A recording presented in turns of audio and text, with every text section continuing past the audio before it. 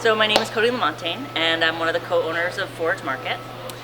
Today we're going to be making a really simple recipe that was one of my good friend Brianna's recipes, and it's great for this time of year because you're using just a lot of the fresh ingredients that are really in abundance right now in a lot of people's gardens.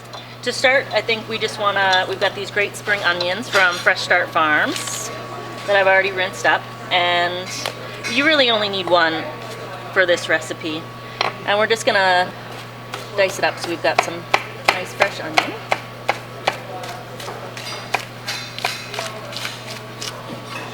That's probably good. And I think I'm gonna throw in a little shallot as well.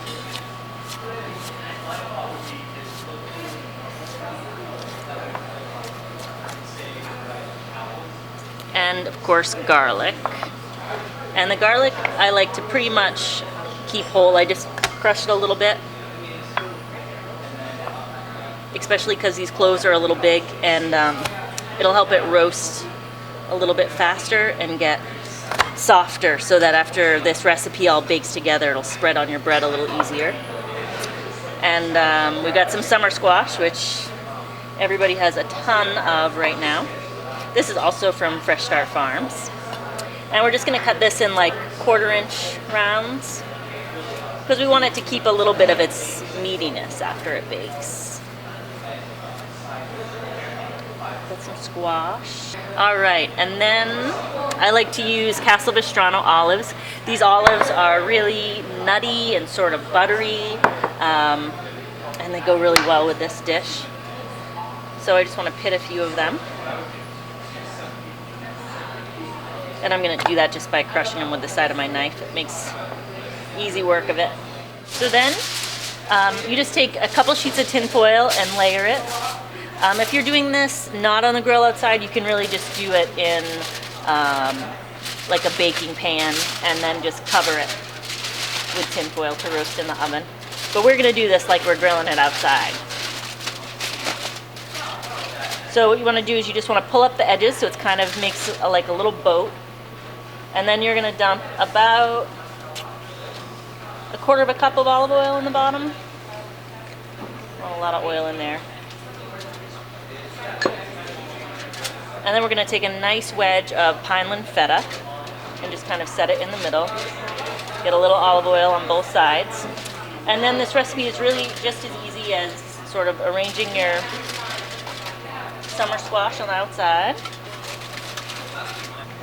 And then we're going to top it with olives.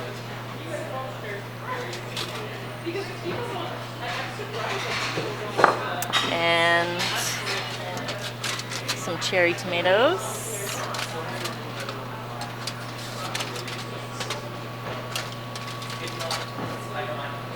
I like a lot of tomatoes. All right, and then I'm probably going to just put a couple pieces of dill in here to sort of give it some flavor. Before you serve it, you want to take this dill off and garnish it with some fresh dill. Or you can use basil, which is also fabulous. We'll throw a little bit of that in there. All right, and then just want to top it with just a little bit of salt. Not too much because feta tends to be pretty salty. And a little bit of pepper. And a little more olive oil.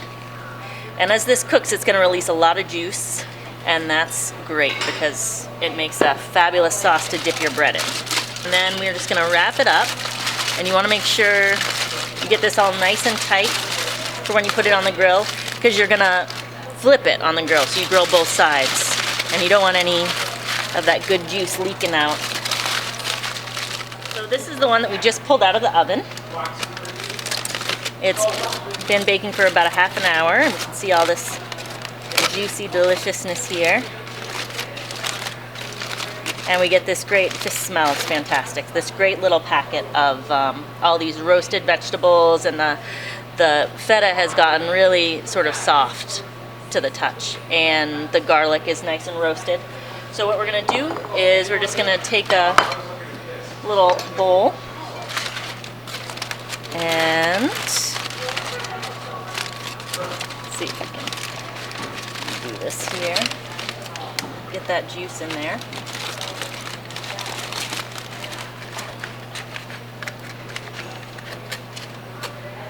slide that in. There we go.